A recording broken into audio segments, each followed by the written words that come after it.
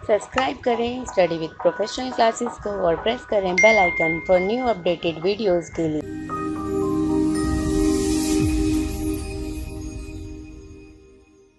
Legal reserve ratio. Legal reserve ratio में हम पहले पढ़ेंगे एसएलआर और सीआरआर। तो एसएलआर बेसिकली होता क्या है और सीआरआर क्या होता है, हम एक एग्जांपल के थ्रू यहाँ पर पहले समझ लेते हैं। तो देखो, ये है एक कमर्शियल बैंक, ठीक है। इसमें जो है ये सारी जो कस्टमर है ये डिपॉजिट करते हैं थ्रू द सेविंग अकाउंट और जो है करंट अकाउंट के थ्रू, ठीक है। एफडी इन सब के थ्रू यहाँ पर कैश डिपॉजिट करते हैं। सिमिलर कंपनीज भी यहाँ पर डिपॉजिट करती हैं, ठीक है। अब जो इसके पास डिपॉजिट होता है, जो भी डिपॉजिट होता है, net demand and time liability calculate करने के बाद इसका जो अमाउंट है वो 1000 करोड़ निकला, ठीक है। Net demand is current account and saving account, ये दोनों यहाँ पर हमारे आते हैं जो कस्टमर यहाँ पर डिपॉजिट करते हैं। और लॉन्ग टर्म में हमारे एफडी आते हैं, ठीक है। तो ये सारे क्या करते हैं, इसमें डिपॉजिट करते हैं। और फिर उसके बाद हम एनडीटीएल यानी net demand and time liability calculate करता है बैंक। उसके बाद जो सीआरआर की रेट चल रही है, जैसे अभी एग्जांपल के लिए मैंने यहाँ पर 4% लिखा है, वैसे आपको साइट पे चेक करना होगा कि उस टाइम पे, जिस टाइम पे आप देख रहे हो उस टाइम पे परसेंटेज क्या है, ठीक है, क्योंकि गवर्नमेंट ये जो है परसेंटेज चेंज करती है। तो अभी मैंने यहाँ 4% लिखा है, तो एक 1000 का ये 4% जो है एनडीटीएल जो भी इसका अमाउंट निकला है 1000, इसका 4% निकालेगा और सीआरआर के रूप में यहाँ पर जो है डिपॉजिट कर देगा, ठीक है। और बैंक इस पर कोई इंटरेस्ट नहीं देगा। ये आरबीआई इस पे क्या करेगा, कोई इंटरेस्ट नहीं देगा। आरबीआई इस पर कोई भी इंटरेस्ट नहीं देगा, ठीक है। आरबीआई इस पर कोई भी इंटरेस्ट नहीं देगा। नेक्स्ट अब हम यहाँ पर देखते हैं एसएलआर क्या होता है। अब हमने ये तो देख लिया कि बैंक जो है आरबीआई ने जो क्या करा, 4% पे सीआरआर रख लिया। एसएलआर में क्या होता है, अब तुमने जो है सीआरआर के रूप में तो रख दिया, जिसमें कोई इंटरेस्ट नहीं रख रहा, लेकिन अब कस्टमर आते हैं तो फिर क्या कहते हैं, बैंक के पास कुछ लिक्विडिटी फॉर्म में भी होना चाहिए।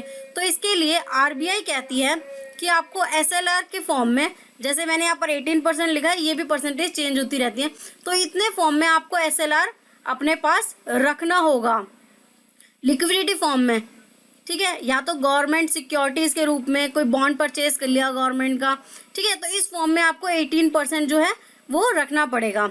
ये जो है बैंक को फॉलो करना पड़ता है। तो देखो यहाँ पर लिखा है statutory liquidity ratio, minimum percentage as of liquidity asset, bank gold और अदर सिक्योरिटीज, जिस पर जो है बैंक को इंटरेस्ट मिलता है। तो एसएलआर में जो है बैंक जो है वो खुश रहते हैं और सीआरआर में बैंक जो है खुश नहीं रहते। अब ये इन्फ्लेशन को कैसे कंट्रोल करता है, देखो, अगर जो सीआरआर है वो बहुत ज़्यादा है तो बैंक के पास पैसा कम है। अब जैसे 4% है तो बैंक के पास पैसा जो है वो कम है, क्योंकि उसने इतना सारा अमाउंट तो है सीआरआर के थ्रू आरबीआई में डिपॉजिट कर दिया। लेकिन अगर ये परसेंटेज कम होती तो बैंक के पास ज़्यादा पैसा आएगा और वो बैंक में जो है कस्टमर को ज़्यादा पैसा दे पाएगा लोन के रूप में, ठीक है। तो ये सीआरआर डिपेंड करता है कि मार्केट में कितना इनफ्लो होगा, कितना आउटफ्लो होगा। तो अगर जैसे आरबीआई कहता है कि आरबीआई चाहता है कि जो मार्केट में बहुत ज़्यादा पैसा है, मार्केट में बहुत ज़्यादा पैसा है और वो पैसे को कम करना चाहता है, तो यहाँ पर ये जो है सीआरआर की परसेंटेज इंक्रीज कर देगा, ठीक है, जिससे लोग जो है पैसा कम लोन पे ले पाएंगे। सिमिलर इंक्रीज कर देगा तो वो कम ले पाएंगे, और अगर डिक्रीज कर देगा तो लोग लोन ज़्यादा ले पाएंगे, ठीक है। CRR reserve minimum percentage of cash bank to kept RBI, तो ये जो है आरबीआई अपने पास रखता है जिस पर कोई इंटरेस्ट नहीं मिलता। ये एग्जांपल मैंने यहाँ पर लिखा हुआ है। एनडीटीएल नेट डिमांड में सेविंग और जो करंट अकाउंट आते हैं, एंड टाइम लायबिलिटी जो है वो एफडी आती है, जिसमें मैंने यहाँ पर 1000 करोड़ का जो है अमाउंट लिखा है, जिसमें जो सीआरआर और एसएलआर क्या करती है, कुछ रेस्ट्रिक्शन देती है कि बैंक जो है वो पूरा अमाउंट जो है वो लोन के रूप में नहीं दे सकता। नहीं तो क्या होगा, अगर बैंक सपोज 1000 जो करोड़ रुपए हैं जो उसके पास, वो पूरा लोन के तौर पे दे दे, तो बैंक के पास खुद तो कुछ बचेगा नहीं और वो क्या होगा, बहुत ही जल्द बंद हो जाए, क्योंकि उसके पास जो है बैंकक्रप्ट हो जाएगा, उसके बाद पैसा ही नहीं होगा आगे, अगर कुछ डेप्ट हो गए, बैड डेप्ट हो गए तो। इसीलिए ये जो है कुछ सिक्योरिटी के तौर पे SLR रखा जाता है और CRR बैंक RBI के पास रखा जाता है। Note, CRR and SLR maintain daily as percentage of NDTL। ये जो है ये मेंटेन RBI बैंक को करना बहुत ज़रूरी है।